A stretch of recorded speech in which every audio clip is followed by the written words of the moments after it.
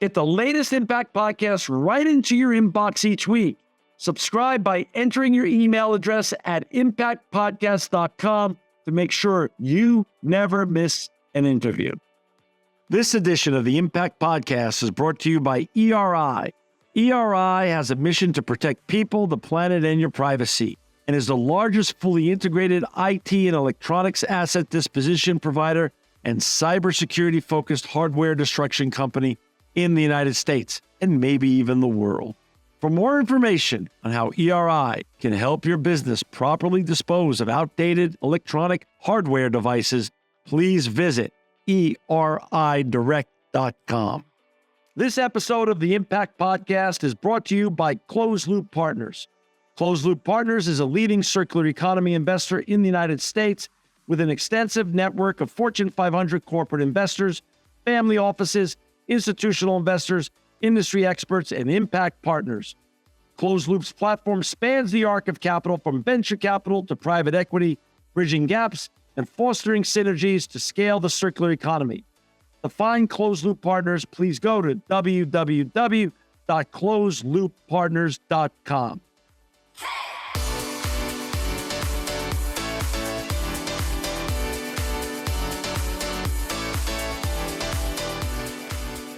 Welcome to another edition of the Impact Podcast. I'm John Shigarian, and I'm so honored to have with us today Mark Steen. He's the VP of Sustainability and Climate Initiatives at Corning. Welcome, Mark, to the Impact Podcast. Thank you very much, John. It is great to be here, and I'll just say, I love what you're doing. I think this is a terrific medium and a terrific topic for it. So thank you. I appreciate the kind words, and the honor is mine to have you on. It's Corning's first time on the show. It's your first time on the show. So I know it's going to be a great show for our listeners and viewers. And, Mark, before we get talking about all the important and impactful work that you and your colleagues are doing at Corning with regards to sustainability and climate initiatives, can you share a little bit about your upbringing? I know you now live in the beautiful Chicagoland area, but where did you grow up and how did you get on this important journey that you're on? Yeah, thanks for asking. So I grew up in Raleigh, North Carolina, and lived there for almost all of my childhood, spent a little time in New York. But mostly did that, grew up in a very sort of technical, science-oriented family, and sort of that continued with me. So I wound up getting an undergraduate degree in physics, and then wound up getting a PhD in physics as well. And so that sort of science orientation is really what eventually led me back to sustainability. But I'll say led me back because, one of the things, what I did was after I got out of physics school, out of PhD school, I wound up going and working for a consulting firm for a few years. It was McKinsey & Company. And, I was doing all kinds of business strategy and those kinds of things. That was pretty interesting to me. I wound up working from there on Wall Street for a while doing investments. And that sort of taught me the finance side. And then a friend of mine who I'd worked with a bunch was working back at Corning. And he said, why don't you come back and work at Corning? I had served them. They were a client of mine previously. And why don't you come work with us? We just need you to do, kind of everything work. And so I was like, yeah, that sounds kind of interesting. And so I wound up going to Corning and working for the C-suite. They used to call me swing capacity for the C-suite. They'd kind of just give me whatever job came along and that nobody else had the capacity to do. So I was doing M&A work. I was doing financial hedging work. I was doing strategy work, communications. I did all kinds of stuff. Wound up, it's a true story. They said, why don't you come back for a month and help us? And I did. And then it kind of turned into a second month and a third month. And then ultimately, I think it was 107 months of doing things that way. And, I got to know the season. Overtime, a little bit of overtime. Okay, got it. A little bit longer than I expected. But it's a great and a fun company to work for. And I was doing this impactful, interesting work. And, then one day I was lucky enough to be able to work with the C-suite on a pretty regular basis. So was talking to the CEO, and he said, look, what do you want to do next here? Hmm. And I said, we're not doing enough with climate change. We're just not. We need to be doing more work. We have both, we have the ability to sort of reduce our impact Hmm. on climate change. But really interestingly, and this is a fun and distinctive thing about Corning, and I'm sure we'll get into talking about more about Corning, but Yeah. we have this ability to impact the world through our products to Hmm. improve, especially, all kinds of areas of sustainability, actually, but especially climate change. And so I said, look, this is actually an opportunity for us in a way that it isn't going to be for every company. And we should take that opportunity. So as you know, Yeah. when you go to the CEO and you say, hey, there's a problem, guess who gets to fix it? So No good I'm deed very or happy to take on no that role. good deed and no good idea goes unpunished. That's right. But very, very, of course, very happy to take on the role. So that's how I got to sustainability. Kind of an interesting path, but certainly not a direct route.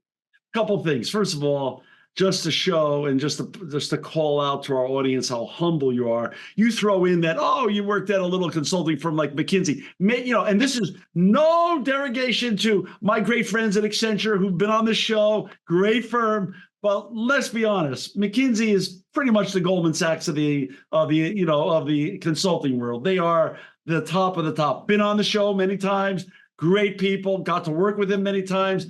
And boy, your little throwaway comment, I worked at McKinsey, a little consulting firm. You definitely have had quite a journey, Mark. And to your point about Corning and climate initiatives, I was just sharing with another chief sustainability officer yesterday.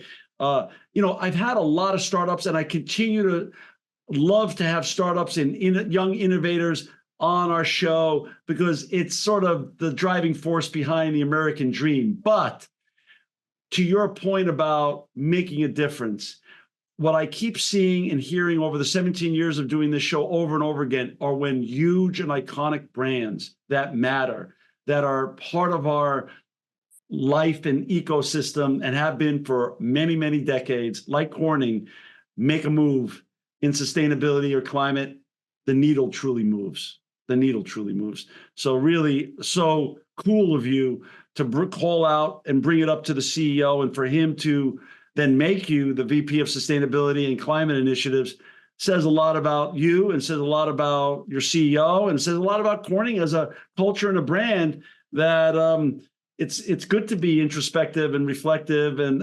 understand where you're doing good and where you could do better. It's really good. Absolutely. Absolutely. So now the journey starts. It's what, 2020 or so, 2020-ish, four or so years ago, this happens. And just for our listeners and viewers, just to have a little bit of tee up, annual revenue over $12 billion for Corning, over 57,000 employees in what, 5 dozen countries around the world or more you work in. This is a big company with a big history. So where do you start? Like, how do you take that proverbial blank page and decide how to put one foot in front of the other and start this journey at Corning? And what was your thought process on that? Yeah, I mean, it sort of started where I said it. What I was saying. I was looking at our product portfolio and our skill set. Yeah. And I said, look, there's a lot of opportunity here, right? So, and when I said that, part of what I was thinking of was what we call. So I'll introduce you to our internal and sometimes external framework, which is we talk about our footprint, we talk about our handprint, right? So when we're talking about footprint, what we're talking about is sort of what you generally hear. We need to reduce the GHGs from our operations. We want to make sure that we are not using more water than we need to, that we're being, very careful about industrial waste, all of those things. We want to reduce those. And, by the way, it goes across all of sustainability, right? So I talked about some of the environmental sustainability metrics, but think about, gender equity and pay. You think about opportunities for all different folks in the company. So all across there, those are ways that we are directly impacting sustainability, and that's our footprint. But the other piece that I was thinking about was this what we call handprint. So let me give you an example. We are actually the inventor of optical fiber. Now, optical fiber is this what's everybody uses for cables these days for telephones, but more for the internet, right? So optical fiber powers the internet. Right now, I guarantee you, we are talking to each other over optical fiber, and there's a pretty good chance that it's Corning optical fiber too. So, we invented optical fiber and we're still a huge manufacturer of it. Now, what can you do with that in sustainability? Well, as you know, in the United States, but also all around the world, there are many people who don't have the same access to the wonders of the internet, the information that it provides, in rural areas, in impoverished areas, underprivileged areas, et cetera. So we started to think about how can we improve the connectivity outside of the first areas that get connected. And so we think about, how do we make those connections cheaper? How do we make them faster? How do we make them require less skill? All of those kinds of things. That's a way that we can impact sustainability with our product set that helps improve sort of the world we're in and helps enable our customers and our partners to be more sustainable in their operations. And we got a lot of these examples. I'm sure we'll wind up talking about some more of them. Okay, but I just want to go back and unpack this because I never, ever, and I love it because it's always that what makes the beauty of this show is I get to learn, the listeners and viewers get to learn. Footprint I get. So footprint was more of your scope 1, 2, 3, DEI, ESG, all that kind of stuff. Handprint, where did you come up with that? Was that a self-created term or something that you've picked up in other business applications? Never heard it before, but I love it. And I want you to explain the derivation a little bit, and I want you to explain a little bit more about the application as opposed to the separation of DI, ESG, scope 1, 2, and 3 at footprint and the evolution of handprint. Yeah. So the way we think about it is sort of our footprint being our direct impact, like what we're doing, what it directly impacts. When we do something with our employees, that's us directly. When we're putting GHGs into the air, that's us directly, right? Got it. So that's footprint. Now, handprint is what we're enabling in the world, right? So it might not be us that's doing it per se. So in the example I gave, we're not connecting up folks in rural areas, but we're enabling that. And I'll give you another example. So for instance, we are the largest manufacturer of polysilicon in the United States. Now, polysilicon is the key ingredient in making both semiconductor chips, but also solar panels, the most common kinds of solar panels. And so when we expanded our plant recently to be able to make more solar polysilicon, what we're doing is we're enabling more solar, especially in the United States, right? And so that is another handprint effect. We're not the ones doing it per se, but we're enabling customers to have this great impact. Now, as far as the derivation of the term, I know that I didn't make it up, but I know I read it somewhere, but I don't really remember where I read it.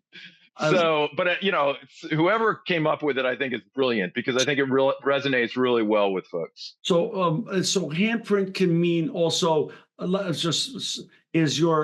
is basically your facilitation and enabling of others to just continue to do great work and thrive. Sure. Yes, no matter what, but especially sustainability work, right? So I'll give you another example. Go on. Yeah. We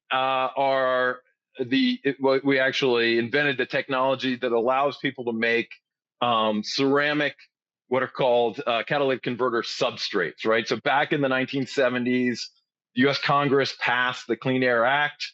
And in fact, I'll just tell you the story a little bit. So we were talking to some of the big three automakers back then, and we thought we had a great glass for their windshields. And they said, you know what, we get what you're trying to do, but no, that's a bad idea. But we have this problem. Congress just passed a law that requires a reduction in our carbon monoxide emissions, but we know how to do it chemically, but we don't know how to efficiently pass our exhaust past these chemicals that will create the reaction that'll take, that'll scrub the air. We don't know how to do that. And we said, well, we're pretty good at ceramics. Let us take a crack at it. And we invented both the material and the process that allows you to make a catalytic converter substrate. And so now that business is now over 50 years old. We've made catalytic converter substrates. We make diesel filters. We make gasoline particulate filters. All of these are ways that we are making a product that allows our customers and our partners to do something really positive for sustainability. In this case, keep That's so exciting. millions of tons of carbon monoxide out of the air. So talk a little bit about the journey. You start this journey, you got the footprint, you got the handprint, and you're going down both paths. If we're going to talk about concurrent paths that is continuing to help Corning evolve their overall climate initiatives and sustainability initiatives.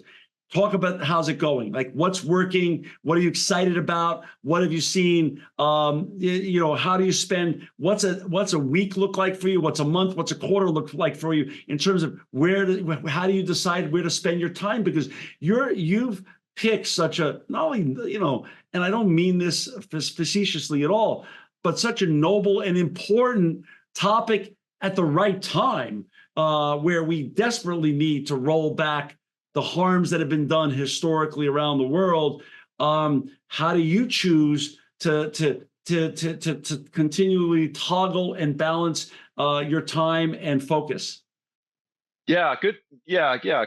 So it's tough, first of all. Yeah. And look, let's not kid each other. If you're really asking, it's there's a lot of emails, there's a lot of meetings. It kind of looks like a lot of people's workday, but at a slightly more abstract level, right? I would say there's kind of three pieces, and this is actually how I organize our strategy and the way we look forward. There's kind of three pieces that all fit together and build on each other. The first one is compliance, right? And as you're well aware, and as many people are talking about, there are new regulations coming into place, especially in Europe. Global companies are all have to be thoughtful about compliance and across sustainability. But so compliance is great. That's a must have and a right to play. The next one is the footprint, right? Where I think about okay, great. We've done what we have to do. Right. What do we do that shows that we actually mean this stuff? Right. And that's really what footprint is. It's like, hey, we have some responsibility here. Let's be adults about it. Makes sense. We got to do stuff. And so the next piece is that I work on what are our footprint goals? How are we making progress towards them? Are we prioritizing things the right way? How do we get prioritized within the company's other priorities? Because, they're all finite resources. And there are some great wins out there where we do some energy reduction work. We actually this is not my work, and so I get to claim pride for this. So we've won the Department of Energy's Energy Star Partner of the Year award for 11 years in a row. Wow. And I know there are only 10 companies in the U.S. that have won it for 10 years in a row. I don't know how many have won it for 11 years in a row. Congrats. So, we work all the time to, get more energy efficient and improve our footprint. Now, if you can get that stuff right, if you can show, hey, we're serious about this, we care about it, we are looking at ourselves, right? We're being adults about this.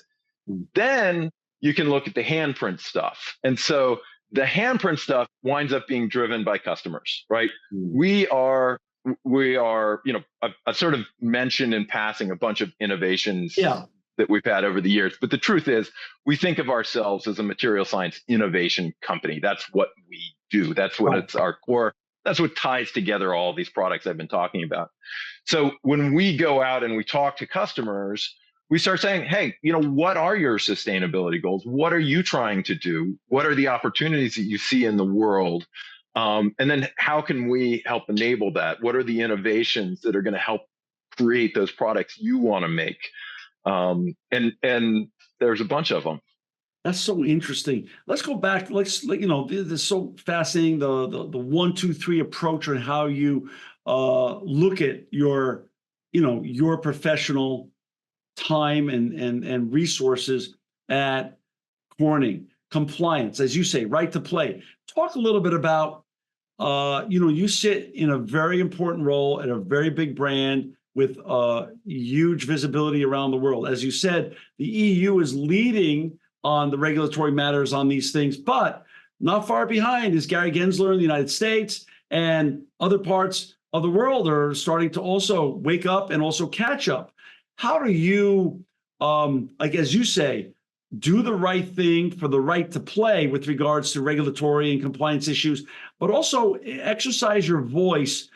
Because what I keep being told over and over again is how not to let the regulatory Patrick Quilt version of the regulatory system that exists today, because it's so new, drive you nuts and become form over function with regards to reporting. How do you help influence in the future, Mark, that there should be some harmonization on regulations across the world to make it, not to say a less of a hurdle for great companies like Corning and other great iconic brands around the world to do their business, but to also reduce all the noise and the crosshairs that exist when regulations are really become disparate and sometimes become counterproductive to the work that they're actually trying to regulate? Yeah, let me take the. It's easy to get into the sort of the mode of all the problems of regulations, but let me find the positive in it. Yeah, let's go for positive. Look, it's a lot of work. Let's not kid each other. It's a ton of work. Takes a lot of time. All that stuff, and it's a challenge. And I don't think anybody thinks all the regulations are quite right yet. But that's what happens when like I said, we're an innovation company. When you're doing innovation, things don't go right every time. Correct. The first time. Correct. But let's go with the positive, right? So a lot of the work that is being done in these regulations is it's work around how do we, first of all, have some transparency. And of course, when you're working with for-profit companies that are competing against each other, you have to find the right level of transparency. And so, that's a challenge. But the point is that we're trying to have some transparency. We're trying to make sure that the consumers and the public and all of these different publics are getting the thing that they think they're getting, right? They want to know, hey, you didn't get this by, using child labor or putting GHGs in the air, whatever it is. Okay, that is a fair, obligation that we have to those stakeholders. I'm in. So transparency at the right level, that's it. That's okay. I'm good with that. And then another thing that they're really getting at, and I'll be candid, this can be a real advantage, is process. So we have a lot of really tight, well-worn, well-practiced processes around financial data, right? We know how to audit it. We know how to define it. There's all kinds of great.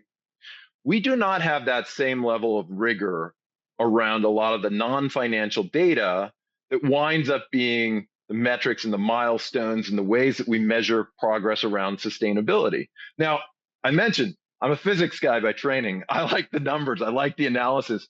But your analysis and your conclusions are only as good as the data that you get in. And I guarantee you, if you talk to any sustainability professional about the data that they're getting in about their, what we call footprint, right, about what impact they're having in their own operations, nobody is thrilled with the quality of that data. Now, look, some data is probably better than no data. But the idea of making the quality of that data better, the processes that produce the data, the auditability of the data, that's also not an all bad thing. So I'm not trying to put lipstick on a pig. There are a lot of challenges, but I do see some upside from these regulations too. I think it will help us mature as a discipline. Yeah, and as you say, they're innovating themselves. Let's give like you said, let's cut the regulators a break. This is all new. This is all new for everyone. It's new for Gensler and the SEC. It's new for the EU. This is not just, it's not like we're dealing with 100-year-old rules and regulations that are just being updated.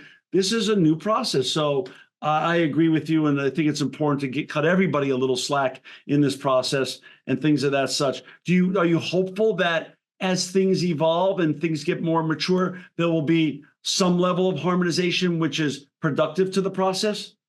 I think so. I mean, I can go into details, but really, you look at things like TCFD, Right. which, has been a very successful framework, and created or led in creation by Michael Bloomberg. Certainly, this is a guy who understands business and, Sure.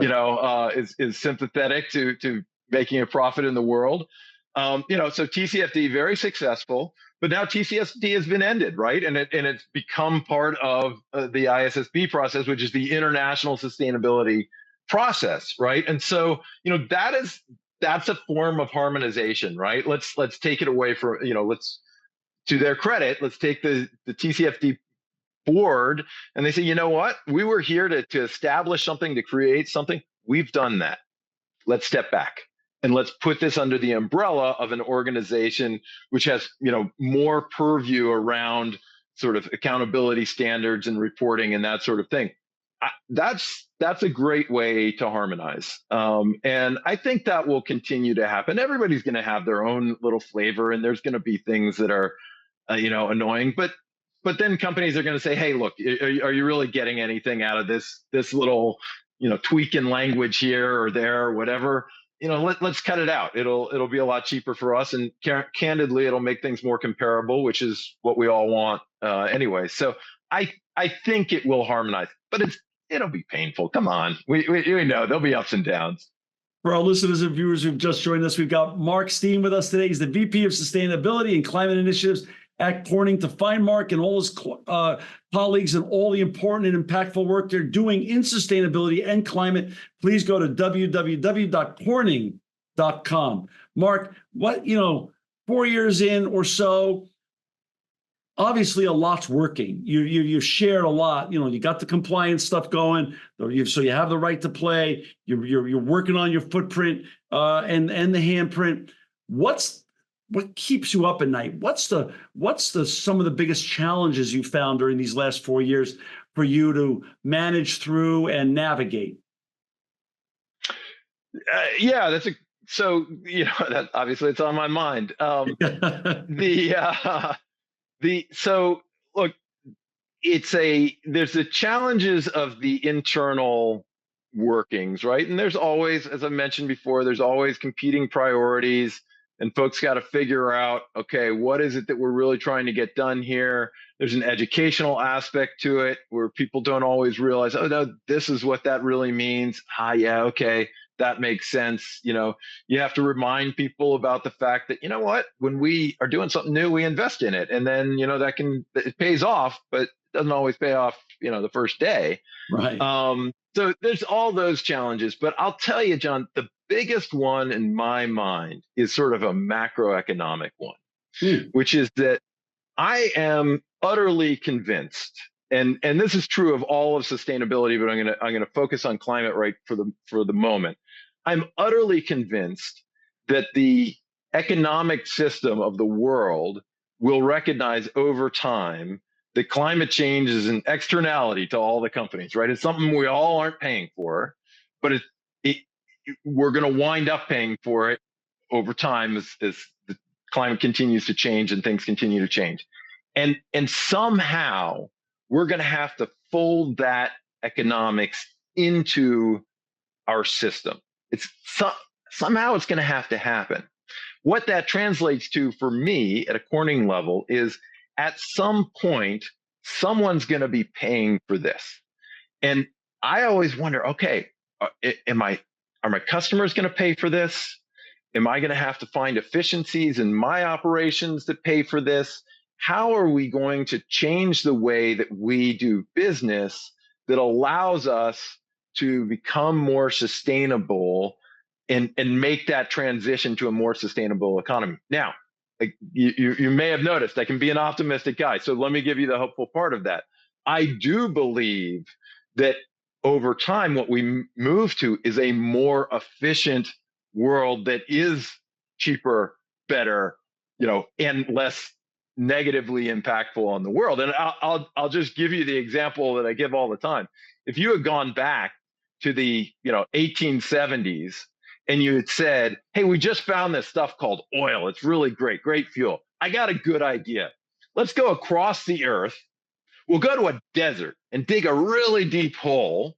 And then we're going to take what comes out, we're going to put it in ships, ship it across the world, do a bunch of chemical stuff to it, put it in trucks, ship it across the entire country, and put it on the corner of every city in the United States. And that's how we're going to fuel people getting around. I mean, that's a stupid idea. But over time, it became the more efficient, the more economic way to do things. And I think what we're going to find is, what, we can improve on that. There's a lot of questionable things going on in that system I just described, and we can improve on it. Right. We can find sources of power closer to where they are used. We can find more efficient ways to transform the energy that comes from the sun, which is ultimately where most of our energy comes from, into the energy that powers the things we do. So I think we'll find efficiencies over time, but how we get there and who pays for it in the meantime, that's one of the things that keeps me up at night. If you were to say specialty or sweet spot of sustainability for Corning, what would be the first sentence or words that come to mind? If I say, what are you just killing? Like, what are you guys so good at? You're just slaying it, and you have repetitive and consistent behavioral expertise at. Yeah, it's innovation. Look, it's, we know material science innovation better than anyone in the world, I would argue. We employ, we are a manufacturing company that spends $1 billion a year on R&D and employs over 1,000 PhD scientists. Wow. Just think about that, right? Oh. So we are dedicated to innovation. And not only that, I don't think we mentioned this yet, but we're a 175, almost 173-year-old company, right? We provided the first glass envelopes for the light bulbs that Edison made. And we still, by the way, have that order with Thomas Alva Edison's signature at the bottom, right? No. So, we've been around a long time, and we've been innovating material science for a long time. Wow. And when you step back and you look and you say, okay, what do we need to make sustainability work in the world? The answer is there are a lot of things, but one of the things is we're going to need ways to do chemical and physical processes that are different. And that's going to require new materials and new types of materials. I'll give you another example. And by the way, so we get to use this expertise and build on it, right? And so here's an example of how we build on on our expertise. So I mentioned the catalytic converter substrates, right? Yes. So the exhaust goes through, it takes out. Now, think about direct air capture for a minute, right? So for those who aren't familiar, direct air capture is where you go out into somewhere, sort of anywhere in the world, and you start putting a bunch of atmospheric air through a big filter, basically, that captures the carbon dioxide directly, and then you take the carbon dioxide out of the filter, you clean the filter, and you put it, underground or somewhere like that. Now, what we're doing with our catalytic converters is we're taking exhaust, right? And we're taking carbon monoxide out of that and doing a chemical reaction with that. In fact, the ceramic substrates that we have may be exactly the right solution for doing the same thing with direct air capture. So we're working with a number of direct air capture companies to modify slightly our catalytic converter substrates and use them in these huge direct air capture machines. That's a way that we, look at what we have, our product set, but also our expertise.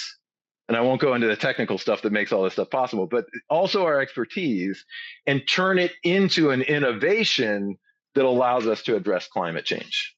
And it's fair to say that Corning not only is an amazing 173-year-old innovation material science company, but it's also considered an OEM. Is that not correct? Yeah. Well, I mean, to a degree. Sometimes we're a tier 2 or something like that. But okay. Yeah. But using my experience in the industry that I'm in, and tying it back to sustainability, the OEMs that I get to deal with are mostly on the electronic side. The Samsungs, the LGs, the Dells, and all those great HPs of the world. One of the trends that I've seen, and I want to understand if this trend is going on at Corning, I assume it is, but I want to hear your thoughts and take on it, is obviously buried within your sustainability practice, and let's just call it your footprint practice, is the also managing the trend of the the linear to circular economy. Yep. And within that, most of the OEMs we've been dealing with, their engineers, or your version of PhDs, they were never thinking so much 20, 25 years ago about the circular economy as they are today. Therefore, what we've seen crop up the last, let's just say, probably outside 10 years, but even closer to 5 to 7 years, is the design for circularity or design for sustainability divisions now of each of the R&D or innovation centers of these OEMs to take a lot of not as you pointed out 5 minutes ago, all the new stuff that you're working on and the new innovations and new things you could to do to keep your company relevant and moving forward after 173 years of success, but also taking a lot of the old materials and repurposing them back into new items. How does that work at Corning? Yeah, that's a great question, and it's a great question too, because Corning is we call ourselves a glass and ceramics company, right? And so we're famous for glass, right? And glass is what they call infinitely recyclable, and what that means is a lot of, for instance, plastics, you can recycle them, but there's some degradation every time you do. Sure. There's no degradation with glass, right? So it's a really terrific substance to put into the circular economy. Now, here's the challenge that we face. So, and by the way, we absolutely hear that from our customers is, how can we get more recycled material, more reused material? And so there's a couple of ways that we do this. First of all, it is actually, we do use what's called internal cullet, which is not recycled material, but it's basically the waste glass. So for instance, when in the manufacturing process, you have to trim off the edges and stuff like that. We can use all of that and put it back into the front of the process and remelt that right away, right? And so what that means is that we're not putting into the landfill any of the glass that we produce from our factories, which which is a great first step, right? But then the next step is, okay, so what about how do we get glass back after it's been used, so post-consumer glass, and use that again? Yeah. It's a tricky problem. And the reason it's a tricky problem is because our glass is so highly engineered that parts per billion of contaminants can change the material properties of our glass. But we are looking at ways that we can take certain streams of glass, do enough cleaning and enough characterization so that we really understand what's in that glass, and then turn it back to the front. Wow. That's going to take a little while for us to do, but like I said, we're an innovation company, and at 173 years, that we're a patient innovation company. So it may take us a little while, but we'll get there. With 1,000 PhDs or so on the payroll, my money's up there. You'll come up with it. We'll get there. You'll get there. Yeah.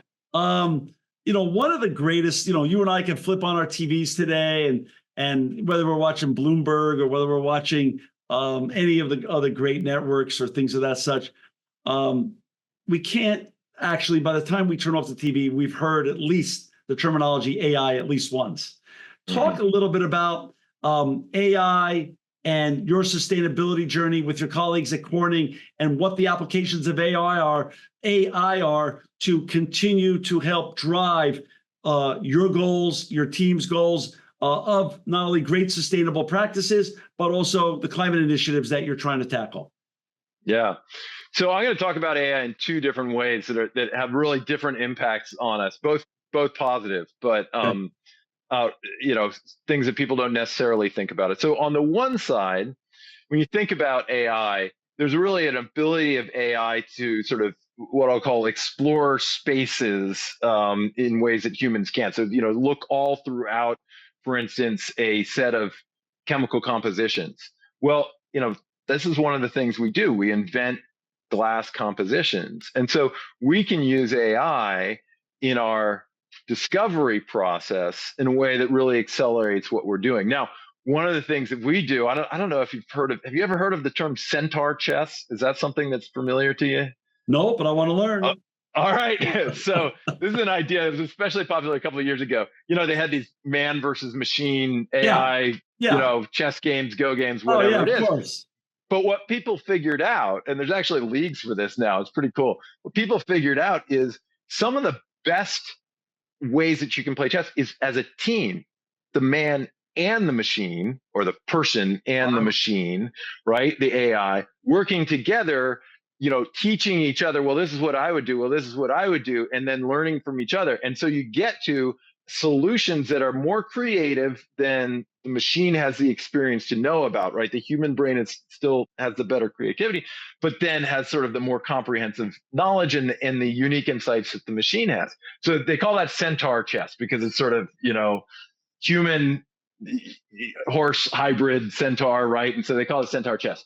Well, we talk about that internally around our discovery. How do we pair up these sort of creative, knowledgeable scientists with AI to get an even better impact out of that? So that's one piece. It's sort of the centaur material discovery piece. But let me give you a different piece that you probably weren't thinking about.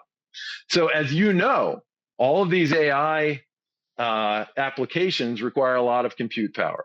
And that compute power is in these hyperscale data centers. Well, hyperscale data centers need connections between them, and we make optical fiber.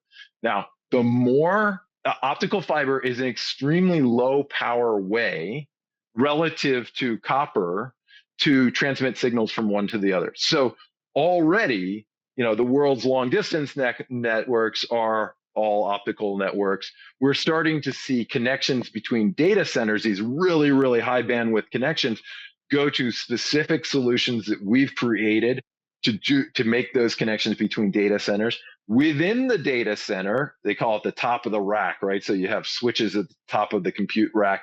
So within these top of the rack solutions between the switches, you're seeing optical.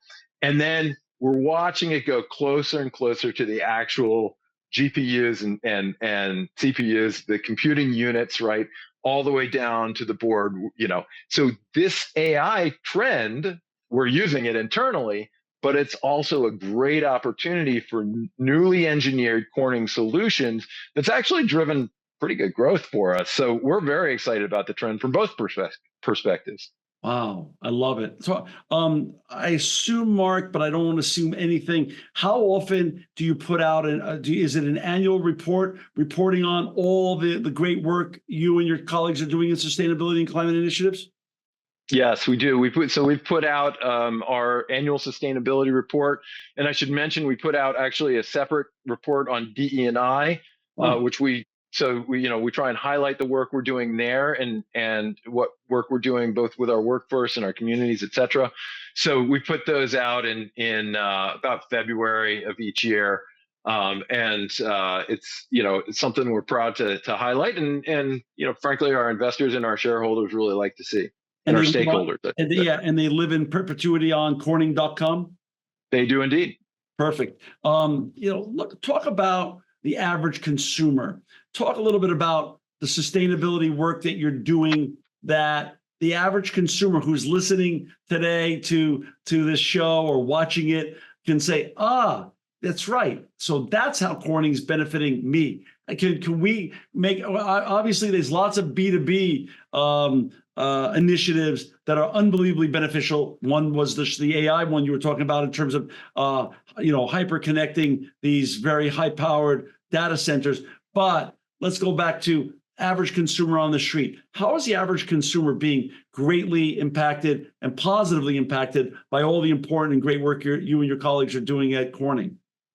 Yeah, thanks. There's one of the fun things about Corning is that even though we are a global company, we've been around for a long time, the sort of average consumer on the street, if they were born before about, I don't know, 1970, 1975, something like that, when they think of Corning, they think of dishware. That would Because be me. That's what I grew up with. I'm born in 62, so that's what I grew up with in my house. Absolutely. And they had the little blue flower on them. Oh, yeah. Now, let me tell you, by the way, I wasn't aware, you might not be aware of why that was such an impactful product. And the reason is because it is a ceramic piece of material that does not expand and contract with heat. So you say, okay, well, I mean, I guess that's interesting, but what does that do for me, right? Right. Well, back in the 50s, there were people who were freezing their dinners. They'd make their lasagna, they make whatever they do, they put it in their casserole dish, right? And then you freeze it. Right. And what you want to be able to do is take it out of the freezer and bake it. Well, if you take this Corning, it's a form of ceramic, you put it in the oven, right? You heat it up. It doesn't expand. If you use regular ceramic, it expands and cracks, and the whole thing, the dish breaks, right? But with the Corning ceramic that we used back then, it wouldn't break. So that's why people got excited about it. Now, what else does that do? That same form of material is used in Pyrex, which is one of our brands. Pyrex, if you've ever taken a chemistry course, you've been in any research laboratory throughout the world, there is a very, very good chance that you've seen some Pyrex somewhere. Why? Because you can do the same thing. You can take the glass bottle, put it over the Bunsen burner or whatever heat source you have. You can heat it up. It's not going to break, right? So, these are the kinds of things that people knew about Corning 30, 40 years ago. What's interesting is that you've probably used, I don't know, 4 to 6 Corning products today without having any idea. I'll give you a couple. One of them is, I should say Corning products or products that Corning enabled. So one of them I already mentioned, catalytic converters, right? So if you had a car that's not an EV, then you probably used a catalytic converter. If you do have an EV, there's a chance that our glass is on that beautiful, display panel that you have in the front. So we're seeing more and more companies who say, hey, I need lighter weight in my vehicle, in my EV. So we can provide a glass that is a much lighter weight and a much lower GHG intensity glass. We can talk more about that. And then I mentioned optical fiber. So we're definitely talking to each other right now over optical fiber. Like I said, probably a Corning optic, but you're also looking at me through a screen. And that screen is going to be an LCD screen. The glass that makes that screen possible is Corning glass, right? So we make extraordinarily high-tech glass that you can print semiconductors right on top. That's what enables these large screens. And by the way, we make this glass, just to give you a sense of how this works in the sort of high-techness of the glass. So we make this glass in sheets that are larger than 2 king-size beds put together. They're only a few pieces of paper thick, and the flatness, the sort of waviness on top of that is just a couple of atoms difference from one place to another, right? So, that's a product that you're using in your display, right? If you got a vaccine recently, or, you're going to get a flu vaccine in the fall or whatever, there's a good chance that comes in Corning glass. So If you used any semiconductors, the semiconductor was probably made, if it's an advanced semiconductor, using a lens that Corning creates with very, very high purity fused silica, which is the only way that you can make lenses for these sort of single nanometer line width semiconductors. So, you're using our products all the time. You just don't know it. How about our cell phones and our tablets? Same thing? Absolutely. So the front of your cell phone or your tablet is very likely to be, a highly protective glass called Gorilla Glass that we invented a little over a decade ago. There you go. That's it. We're there. You guys, so you're using our products all the time. We're using your products all the time. We're not only using it in the kitchen for our lasagna, but oh my gosh, we're using it on our tablets and our cell phones. So you guys touch all of our lives in so many ways. It's amazing. Mark, what's ahead? You got 4 years or so behind you as the VP of Sustainability and Climate Initiatives. You're young, you're at a great brand, you're in an important position, and you're making great progress. What gets you excited and most excited and gets you out of bed? You're thinking now about, we're headed into the end part of 24, 25, 26 are upon us. What are you thinking about? What's on your mind, and what's some of the great challenges and opportunities that you want to tackle in the coming 24 months? Yeah, look, so I want to see our handprint really expand. I want to find out, where customers who are thinking, especially the ones that are thinking about sustainability challenges, whether it's, We actually so we also make life sciences products. I mentioned Pyrex. We are a part of the stack that makes rabies vaccines in India. So we've got a new collaborative there with a local women's group to educate people about rabies vaccinations. I want to see our sustainability enabling products growing, right? So I want to see our solar take off. I want to see, I mentioned direct air capture. We have some energy storage technologies that are in very early stages. I want to see those grow and develop and take off. I want to figure out how we can take our customers and even more so our potential customers out there and let them realize, hey, I've got a great idea to make the world more sustainable, but I need this solution that I don't know how to get. Maybe Corning are the right folks to help us with that. That, for me, what that does is it drives an impact way larger than we can have, even if we took our entire footprint to zero, right? There's only so much you can do to get, once you get to zero. The positive impact you can have from a handprint like that is many times larger. So right. I want to see that piece developing and really impacting the world in big ways. So making those connections with customers, potential customers, figuring out how to innovate in new ways. That's what really gets me going and excited. Now I see the method to your madness now, Mark. You really don't get to do handprint work and expand your handprint until you get the compliance and the footprint stuff right. You got it exactly. That's why I list them in that order. I love it. That's it. Now I got it. I finally caught up. I love it. Mark, listen, this is, as you and I know, sustainability has no finish line. It's a journey. I want you to know you are always welcome back on the Impact Podcast to continue to share the very important and impactful journey that you're on in sustainability and climate initiatives at Corning with your colleagues. I just want to thank you again for all the important work that you're doing at Corning and Corning for their great work. And just again, thanks for your time today. I'm super grateful for you taking an hour to visit with our listeners and our viewers and share this really different journey that we've never heard before. It's really important to give you a voice to be able to inspire the next generation of Mark Steens who are going to continue to change the world behind us. Again, thanks for your time today. More importantly, Mark, thank you and your colleagues at Corning for not only making the world a more sustainable place, but a better one as well. Well, thank you, John. This was a lot of fun. Be happy to do it again sometime. And you're doing this work of getting the word out. So thanks to you. This edition of the Impact Podcast is brought to you by Engage. Engage is a digital booking platform revolutionizing the talent booking industry. With thousands of athletes, celebrities, entrepreneurs, and business leaders, Engage is the go-to spot for booking talent, for speeches, custom experiences, live streams, and much more. For more information on Engage or to book talent today, visit letsengage.com. This edition of the Impact Podcast is brought to you by ERI. ERI has a mission to protect people, the planet, and your privacy, and is the largest fully integrated IT and electronics asset disposition provider and cybersecurity-focused hardware destruction company in the United States, and maybe even the world. For more information on how ERI can help your business properly dispose of outdated electronic hardware devices, please visit eridirect.com.